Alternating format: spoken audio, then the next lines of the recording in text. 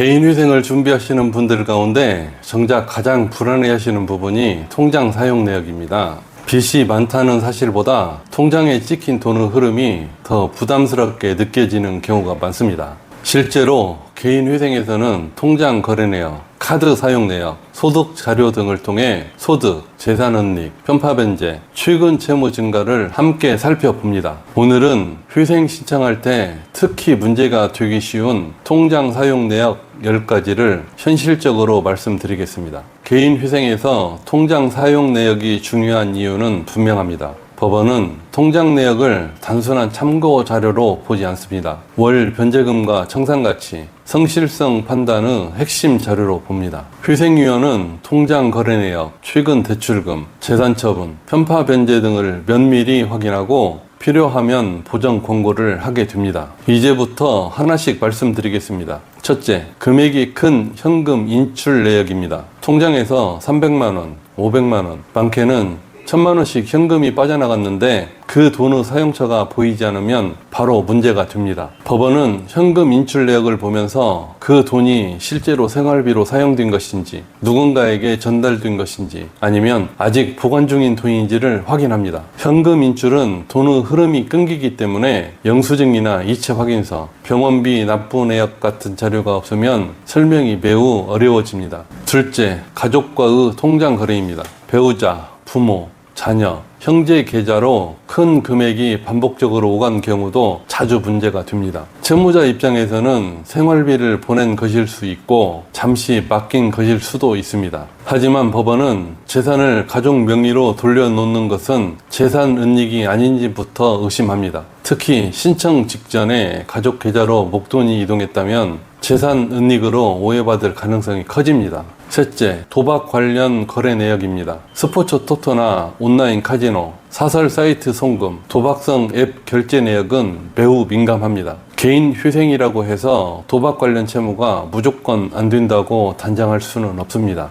다만 법원은 도박이 언제까지 계속되었는지, 얼마나 자주 했는지, 대출금이 실제로 도박 자금으로 들어갔는지를 봅니다. 개인 파산에서는 과다한 낭비나 도박, 사회 행위가 면책 불허가 사유로 규정되어 있고 개인 회생에서도 이런 거래는 기각 사유가 될 수 있습니다. 네 번째, 주식, 코인, 선물 등 투자 손실금입니다. 주식, 코인, 선물 거래로 돈을 잃은 경우도 그냥 넘어가지 않습니다. 이미 손실이 났다는 사실만으로 해결되지 않습니다. 법원은 대출금으로 투자했는지, 신청 직전에 무리하게 들어간 사실상 투기였는지를 봅니다. 실무에서는 주식, 코인, 손실금 자체를 일률적으로 청산가치에 넣지는 않고 있습니다. 하지만 최근 대출금이 투기에 사용되었거나 재산 은닉 정황이 보이면 심사는 엄격해집니다. 다섯 번째, 특정 채권자에 대한 편파 변제입니다. 카드사나 금융기관 채무는 그대로 둔 채 가족, 지인, 사채업자, 거래처 등 한 곳만 먼저 갚는 경우가 있습니다.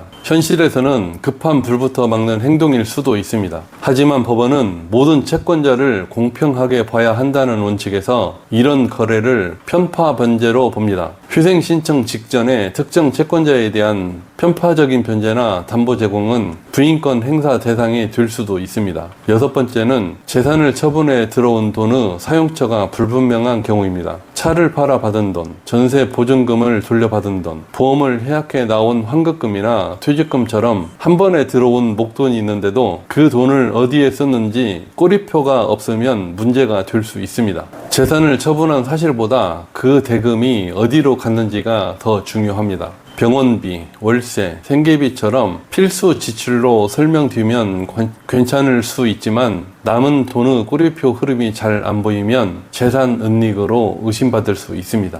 일곱 번째, 신청 직전에 받은 신규 대출금의 사용처입니다. 개인회생 신청 직전에 카드론이나 현금 서비스, 마이너스 통장, 대부업체 대출이 급격하게 늘어난 경우는 거의 반드시 확인합니다. 최근 대출은 단순히 빚이 늘었다는 문제로 끝나지 않습니다. 그 돈이 생활비로 쓰였는지, 기존 연체를 막는 데 사용했는지 도박이나 투기 자금으로 들어갔는지를 반드시 확인합니다. 최근 1년 대출금 비중이 크고 사용처가 불확실하거나 도박이나 낭비 등 불성실 사용으로 보이면 해당 금원을 전액 청산가치에 반영하라는 보정이 나오기도 합니다. 8번째, 제3자 명의 통장 사용입니다. 남류를 피하려고 배우자나 형제 명의 통장으로 급여나 매출을 받은 경우가 있습니다. 현실에서는 충분히 있을 수 있는 일이기도 하지만 회생 절차에서는 굉장히 위험합니다. 본인 소득이 제3자 계좌로 들어가면 신청서에 적은 소득과 실제 통장 흐름이 달라지게 되고 소득 은닉이나 재산 은닉으로 의심받을 수 있습니다.